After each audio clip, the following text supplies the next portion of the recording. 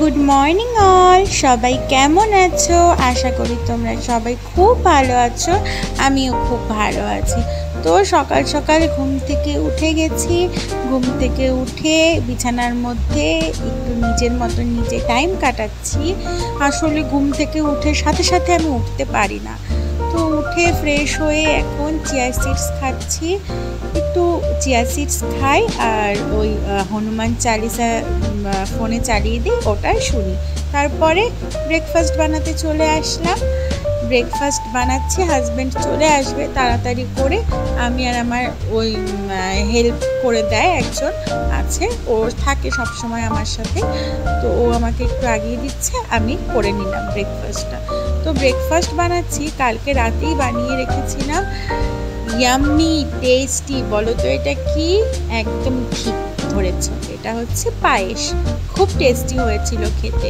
আর husband তো খুব ভালোবাসে মিষ্টি খেতে, তাই সচরাচর ওকে বানিয়ে দেই না, তাও বানিয়ে দিয়েছিলাম। খুব টেস্টি হয়েছিল খেতে।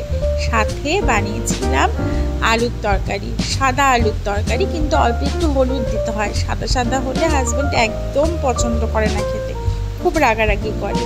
তার জন্য একটু হলুদ দিয়ে অল্প তেল দিয়ে বানিয়েছিলাম। আর সাথে বানিয়েছিলাম পরোটা। তো হাজব্যান্ডকে দিয়ে আসি। এই যে হাজব্যান্ডের সাথে গল্প করতে করতে আমিও ব্রেকফাস্টটা করে নিলাম। কেননা একা একা ব্রেকফাস্ট করতে একদমই ভালো লাগে না। আসলে দুইজনই তো থাকি না, তো একজন খাবে আর একজন পরে খাবে, ভালোও লাগে না, আর একা একা খেতে ভালোও লাগে না। তো খাওয়া দাওয়া কমপ্লিট করে স্নান করে চলে আসলাম। এখন পুজো দিব। পুজো দেওয়া কমপ্লিট হয়ে গেলে এই যে রান্না করছি। এটা তো মঙ্গলবারের ভিডিও। মঙ্গলবারে ভেজ ছিল, ছানার বড়াগুলো ভেজে নিচ্ছি। ইন্ডাকশানে ভাত বসিয়ে দিয়েছি। আর এই যে পটল আলু দিয়ে ছানার তরকারি করব। এটার মধ্যে কিছুই দেয়নি, পটল আলু জিরে ধনে টমেটো বাটা তারপরে আদা বাটা এইসব কিছু দিয়ে নিরামিষ করে বানিয়েছিলাম। আর একটু অল্প করে ফ্রাইড রাইস বানিয়ে নিচ্ছি। নিরামিষ তো হাজব্যান্ড একদম খেতে চায় না। সাথে বড়াও ছিল, তো ওটা দেখানো হয়নি। এই যে তারপরে খেয়ে দিয়ে রাতে